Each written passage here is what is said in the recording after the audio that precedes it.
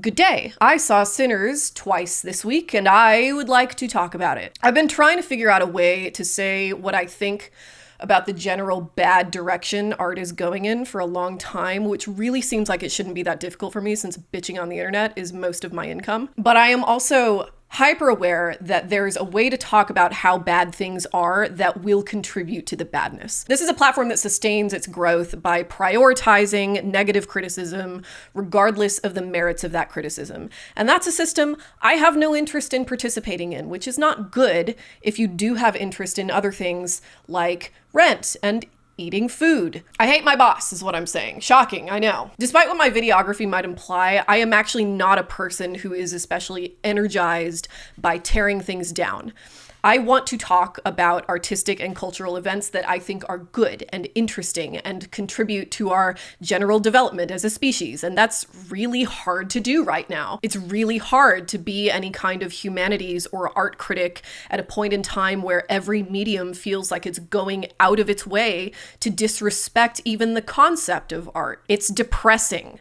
It gives me no pleasure, even to complain about. At some point, you have to have good things to compare the bad with. You have to have things that you can point to and say, see?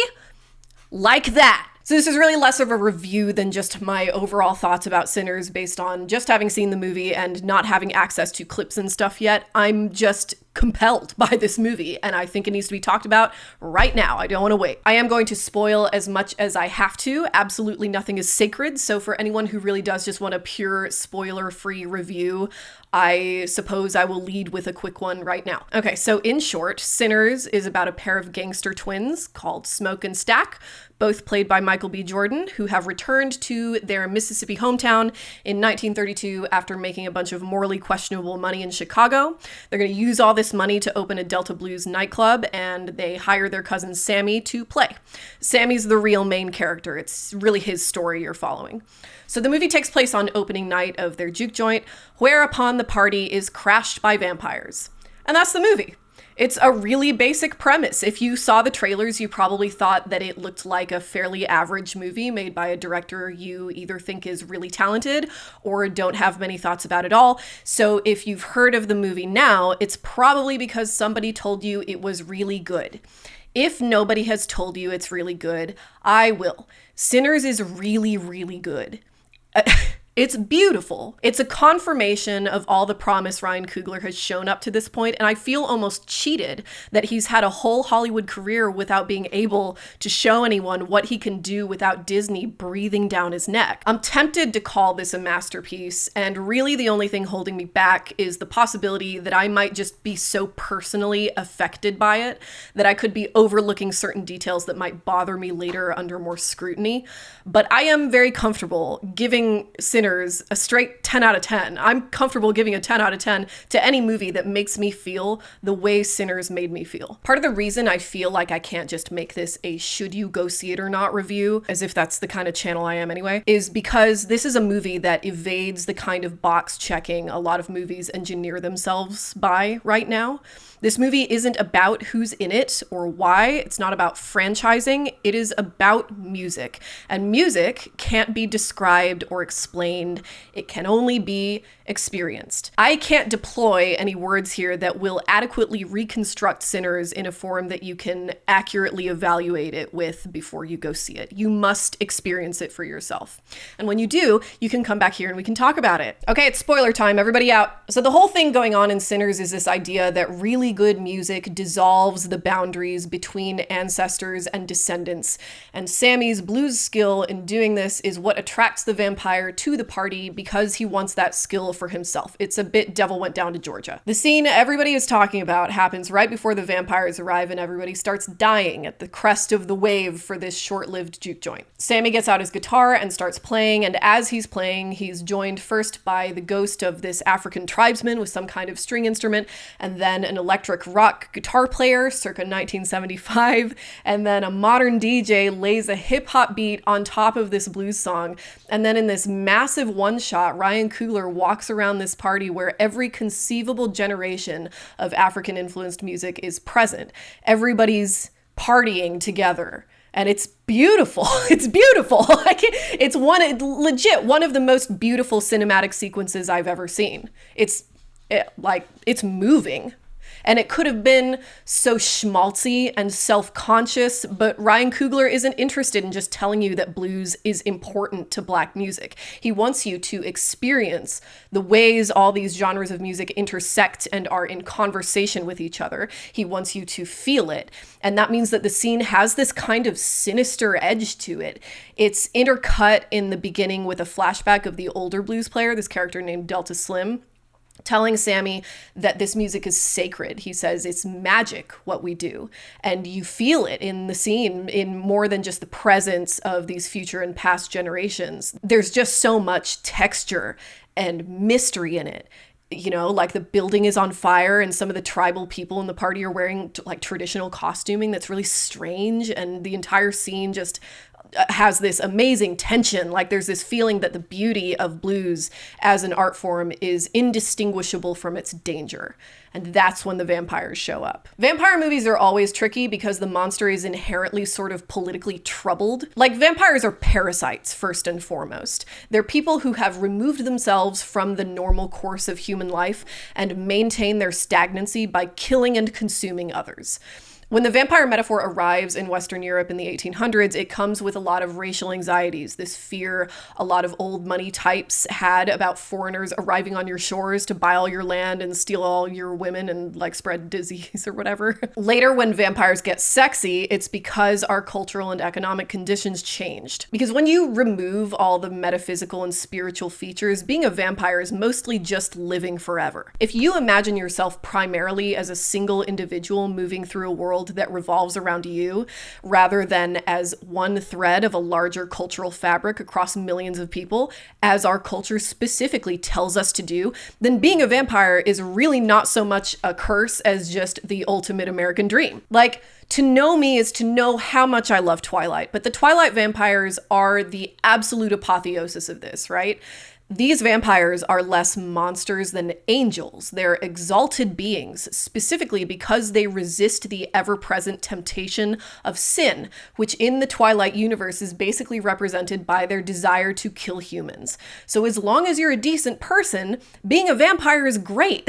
Twilight arranges its vampire metaphor the way it does because it's written by a Mormon housewife, and American Christianity is a tradition that sees sin as a constant temptation. It's something in us already as fallen souls, but it can be managed and resisted, and that's where we find our like grace or salvation or whatever. But Twilight didn't do the numbers it did because people connected with the idea that we're all capable of sin. The reason it was so successful is because it's a romantic fantasy. It's a completely insulated and extremely individualized story. In Twilight, vampires are used as a device to illustrate the process of becoming an adult with agency, and it's the emotional charge that makes vampires a threat, not really the prospect of being a vampire itself. Being a vampire itself has no real drawbacks. So we have this cultural spectrum between vampires being repulsive and vampires being sexy, which meant that when you made a vampire story up until very, very recently, honestly, maybe up until this movie, you either had to manage this sticky possibility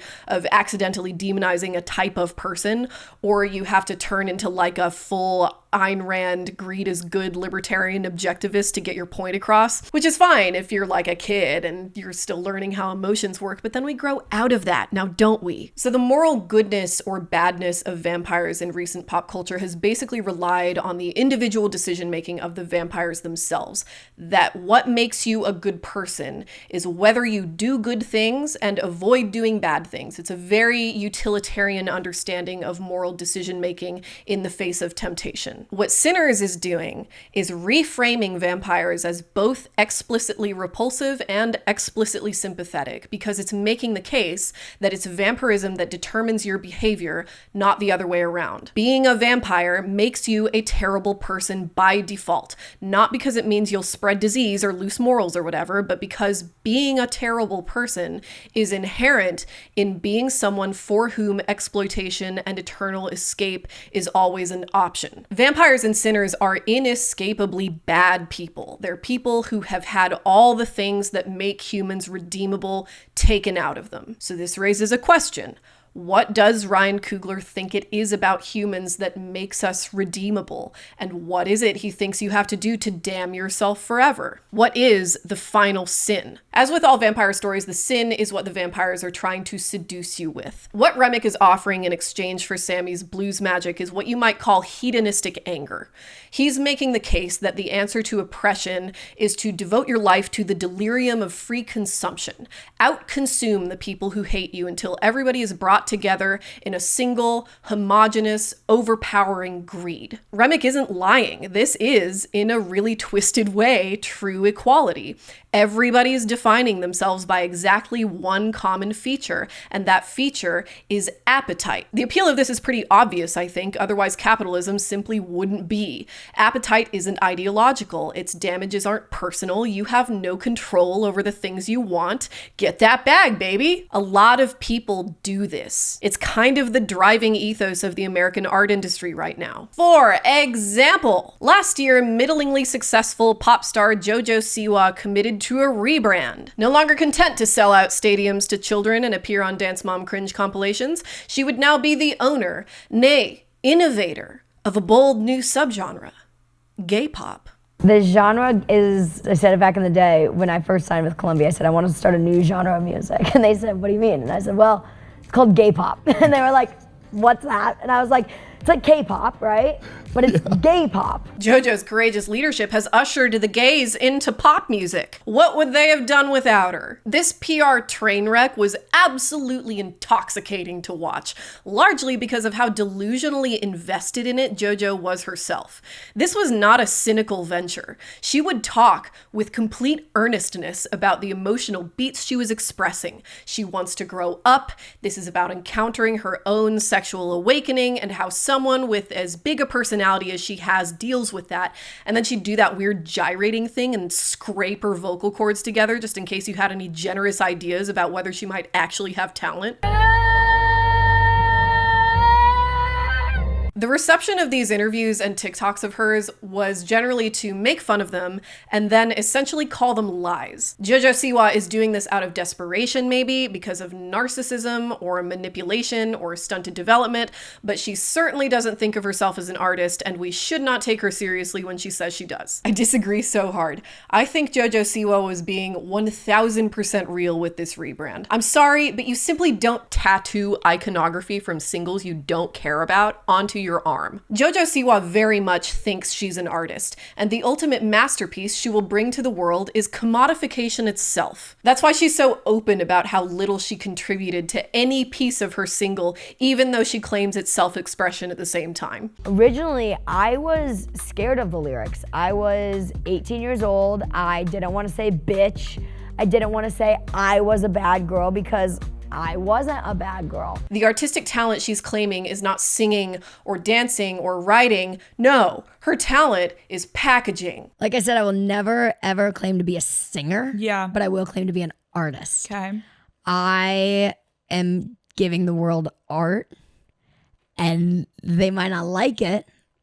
They might hate it, but they're enjoying it. Mm-hmm. And it's become a bit of a guilty pleasure for everyone. She believes the brand and business she's created is itself the art, and that she should be rewarded for this creative vision in both financial and cultural capital. No one has made this dramatic of a change yet. No one has made, in my generation, this extreme of a switch. And I am the first in the generation. It is very scary, but someone's got to do it. What was really gross about JoJo's rebrand was how shamelessly derivative it was. The fact that she was lifting styles and themes from other people with no respect at all for the history of what she was doing, much less any desire to credit those who came before her or try to work with other people in the same cultural space. Like a sexy glam Gene Simmons sea creature.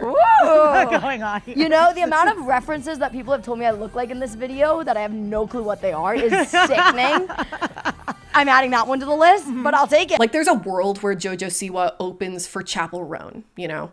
I mean, it's a world where she has more talent, but still, that's what she should have been aiming for. What Ryan Coogler is saying with Sinners is that this kind of artistic parasitism is a core threat to human self-determination. There may be some crossover with bigotry, but bigotry is not at all necessary to make something like this happen. And though JoJo Siwa may be goofy in isolation, the trend she represents is dead serious. Not to be dramatic, but it's kind of an attack on the integrity of the human spirit. We don't make art because it's cute or because we have nothing better to do or even to fight the good fight or whatever. I've been seeing a lot of people say that blues and Irish folk were a kind of coping mechanism for oppression. And I get what people mean by that, but we have to break out of this habit of framing art as having a direct utilitarian purpose. We don't make art to cope. We make art because art is how humans create meaning for themselves and each other. That can double as a coping mechanism, but I would argue that the reason genres like blues and Irish folk go so hard is because they were made by people who were constantly having to insist upon their own humanity. And humanity is, in a very real way, made through art. Art and humanity mutually create each other. It's a truly self-contained system, both argument and justification, in the same way that God is the Father and also the Son. Art is arguably the most important thing we do. This is why Remy's Irishness is such a tragic plot point. He's a person whose cultural oppression at the point the movie takes place in is several hundred years ahead of Black American oppression, and because of that, he's kind of a harbinger. Physically, he's free of all normal human concerns, but his music has sort of lost its spiritual freedom because it hasn't been allowed to influence the culture he's been imported to in the same way blues was able to. Remy still has his music, but it doesn't hit the way he wants anymore. It's relegated to antique status.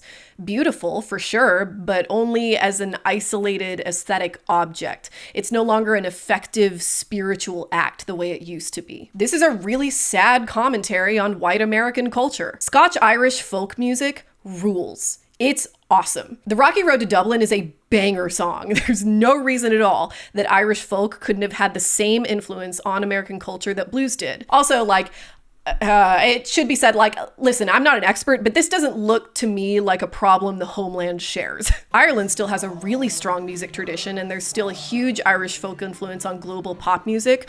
Hozier is a great example. So stick to the crater, the best thing in nature, for sinking your sorrows and raising your joys. And boys, I'd half wonder if lightning and thunder was made from the plunder of whiskey, me boys. But we had that here. We had people from the same place with the same songs. Where'd they go? If we're gonna go looking for Irish influence anywhere, it's gotta be in country music, and the roots were there for a while. It's there in the outlaw country of Willie Nelson and Hank Williams Jr., Chris Christopherson. It's in Bob Dylan and Woody Guthrie before him, and the commonality among all of those people is that, like blues, the Irish folk influence is about pain and hardship, especially the pain of marginalization and the few kinds of agency that are available to poor people specifically. So then, lyrics-wise, right? What you want to do is think of a year in the 1800s, right? You want to think about something the Brits did. Say it again, will it, for you?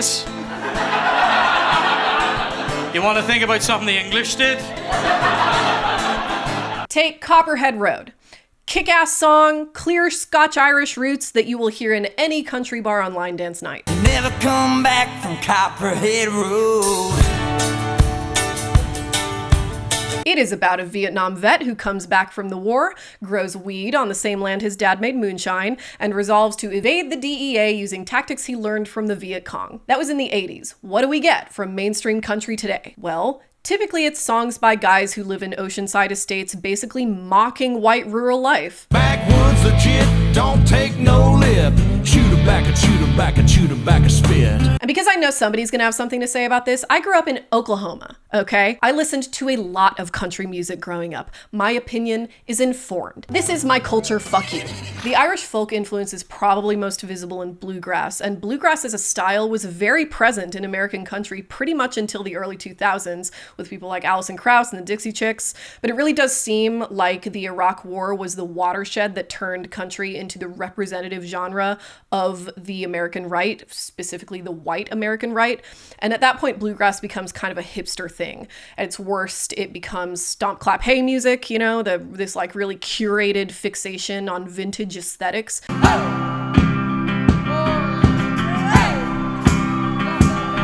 At its best, it influences bands like Lord Huron, Josh Ritter, the Punch Brothers, Sun Kil Moon, all great musicians, but certainly not country, and certainly not claimed as representative of modern American identity. When country musicians do pull more from this sort of class-based bluegrass tradition, like Casey Musgraves, there always has to be some kind of public debate over whether they really count as country, because the unspoken standard around country music is that it can't ever evolve or develop ever again. And it certainly can't admit that white rural life isn't awful because of pronouns or immigrants or vandalism. It's awful because of dying communities and meth and teen pregnancy and lack of education and opportunity, the same as it was 100 years ago. Rural life in country music must be scrubbed of any reference to this. It's all sundresses and a cold beer on a Friday night and red dirt roads, and it sucks. It's shallow. And this is largely what Remick is doing. His claim is that he'll give everyone the community they're seeking without the pain. But that's impossible because blues is pain. Finding fellowship in suffering is the entire point of the genre. There is no blues without pain. And denying the importance of pain to the human condition cheapens any art you try to make, which is what's happening to mainstream country today, in my opinion. One of the things I love about just the aesthetic language of this movie is that it's very nearly a musical just through virtue of the fact that blues and folk are both very narratively driven genres. Sammy's song, I Lied to You, is basically an I Want song. He doesn't want to be a preacher, he wants to play the blues. Remick's music is also acting as a narrative device. He's describing in song his own predatory ambitions, his grief and nostalgia, his anger and aggression. It's all there in the lyrics and arrangements of the songs. And even if they've lost the soul he's looking for, they're at least expressing something coherent and emotionally true. They perform the characterization for who Remick really is as a person that we wouldn't get otherwise just because he doesn't say all that much. He just doesn't have that much dialogue. That's how powerful certain genres of music can be. And I just don't see that kind of dynamism or vulnerability in the overwhelming majority of modern mainstream country music. If country today isn't trying to sustain this weird tension between mocking and romanticizing rural poverty, it's hedonistic anger. It's emotionality focused not on the nature of your pain, but on who's available to get revenge on. Yeah, you think it's tough. We'll try that in a small town. That sucks. Art is not about achieving an end. Art is about communion and transformation. It's about cross-pollinating your experience with other people's and celebrating the unpredictability of the result. In that big, fancy, beautiful one-shot dance scene, the unifying factor isn't that everybody is playing the exact same music or even playing the same song differently. It's that they're taking one musical tradition as a base structure and adapting it to the emotional conditions of their own times and places. One of the most interesting themes of Sinners is the idea that there is a difference between preserving a culture and freezing a culture in carbonite so you can own it and fetishize it and put it on display. This is a really sophisticated idea that I have never seen artistically expressed as eloquently as Sinners does. Every generation of people in the dance scene possesses a completely different set of values and expectations of what the right way to be a human is. They all have their own gods and their own traditions and their own forms of dress and dance, and that's good.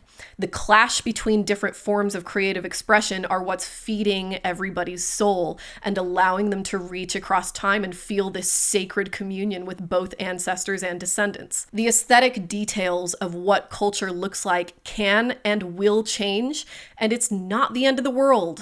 As long as you are honestly accepting the cultural inflection you've been given by your ancestors and adding your own evolution to it in turn, you are doing a good and moral thing. You are doing a human thing. That is what's supposed to happen. Culture is a participatory process, and that participation is what the vampires have sacrificed in exchange for superficial safety and power. They have committed to never actually participating in the culture around them. All they can do is consume. They can never really create because a vampire's existence depends on being hidden, both spiritually and literally. Never being able to see the sun is a double metaphor. You can never feel warmth again, and you can never exist in the light, which is to say you can never exist within the realm of public perception. You can never really be seen as you are or leave a cultural legacy. You'll always just be drawing off someone else's energy like a leech. At the same time, Coogler is also acknowledging that this isn't an opportunity to create some kind of other to attack. That's why Smoke and Stack are twins, I think. He's not saying that vampirism is something some people are just too weak to resist or whatever. He's saying that barring luck and circumstance, this will be you. That predatory impulse is part of the human condition. It's driven by fear and suffering and justified anger, and it's something we need to actively manage in ourselves because being oppressed yourself doesn't give you a pass to oppress others. At first, I didn't think much of the title, but the more I think about it, the more I like it. This is very much a movie concerned with how a label like sin is generated. All the people at this club are members of a community that remains to this day overwhelmingly Christian. And at this time and place, blues was considered a dangerous form of music that could lead you to sin, very much like jazz, very much like bebop and rockabilly, disco and rock and metal and rap after that. And every generation has a sinful music genre. And the thing that makes music sinful is that it is kind of dangerous. Everybody has a club night they regret, I don't trust you if you don't. The situations in which music cultures are experienced and developed are not typically very safe. But the argument for anyone who is on the side of art is that that's because life is not typically very safe. The constructs we devise to control the experiences of ourselves and others and lock us into physical and mental safety are false. They're lies, and they constrict every bit as much as they shelter. The spiritual power of blues, or Irish folk for that matter, is its vulnerability, and vulnerability, by definition, is dangerous. It invites predators. The fuck just happened? Oh my God, it's the cat. Oh, Jesus. So the reason I think this movie is hitting so hard right now is because these are kind of the conditions we're living in. The art world has been effectively taken over by interests that want to suck all the life out of it and convert others to the same cause. And that blows. It's scary. It's depressing. It ruins the party. But the way Ryan Coogler is discussing this problem is also kind of encouraging, I think, because the obvious monstrousness of the vampires acts as its own point. Coogler is implying that this kind of parasitism is so deeply offensive to the human spirit that we recognize it on sight. There's an uncanniness about this kind of thing that we just have a natural aversion to, even if we can't articulate what exactly is wrong. All of us are born with the ability to clock a vampire and compulsively reject it. I think the upside of the current failure of the American art industry to produce anything people actually want to experience is that it's evidence that human beings recognize a vampire when we see one. It's why nobody bought Jojo Siwa's stupid rebrand. It's why everybody hates pretty much everything Disney is doing right now. It's why AI is so unpopular. It's why Kendrick hates Drake. Even if we don't have any formal art education, we respond with visceral disgust to the idea that art should just be a matter of replicating the safest aspects of what came before, because we know that it's an unnatural and deeply wrong and offensive thing to deny a generation's right to make something new out of what they've been given when their time has come. A few weeks ago, I was doing research for one of the Lord of the Rings videos I'm making, and I came across this react video of some Zoomers watching The Lord of the Rings for the first time, and one of them was talking about how he remembers being about 10 and watching Return of the King on an iPad, and that being the first time a movie ever made him feel something. I think that's really sad. I think it's really profoundly sad to have the first time a movie makes you feel something be 10 years into your life in response to a movie that was made long before you were ever born. We can't be doing this to kids. We can't be giving them this depleted cultural soil. It's not right. It's not our right to do that. That's not a better world. The world is not made more effective or efficient by passionlessly fulfilling a formula and trying to appeal to some imaginary average viewer. I want the director's perspective. I want to be in conversation with somebody else's subjectivity, because subjectivity is the source of all perception, all interpretation, and therefore all beauty. Why do these studios and the tech bros who own them want to take all the beauty out of my world? Doesn't this place suck enough? And that's what makes vampirism a curse and a tragedy in this movie, right? It's that whatever ambition for endless love or ultimate happiness makes you a vampire to begin with actually makes achieving that love and happiness impossible forever.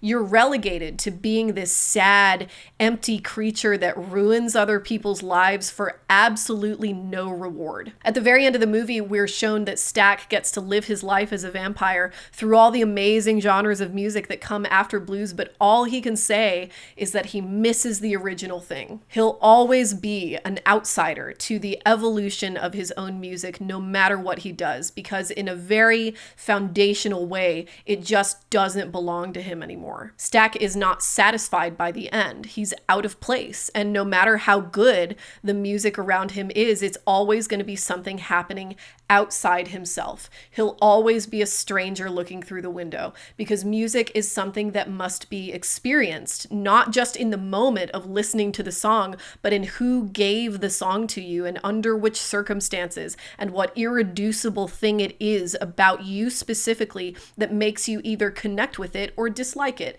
And his time to do that successfully has passed. You're not supposed to completely understand the new styles of the generations that come after you, and that is okay. It's not for you. Our children have the right to live their own lives and make their own meaning out of the cultural objects we give them, instead of just having to sit through millennial nostalgia vehicles. It's just a relief. It's a relief, to have a director actually ask you to experience something with him instead of just lecturing you.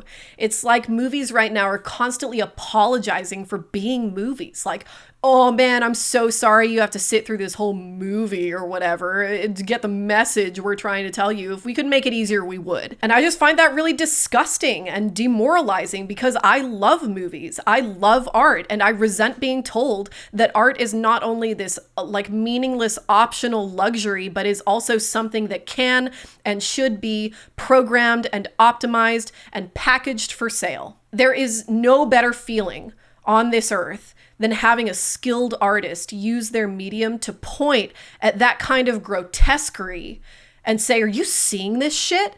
Yes, I am seeing this shit. Sorry. It feels like something important is happening right now in the way we understand art and its purpose. And change is hard, and a lot of really stupid shit is happening right now. But this is the first movie in a really, really long time that has really made me feel like this time period is a privilege to live through. It's an honor to be part of the story this movie is telling. That's the best possible thing art can offer, I think, is this reminder that you are here on purpose and other people are here doing this with you.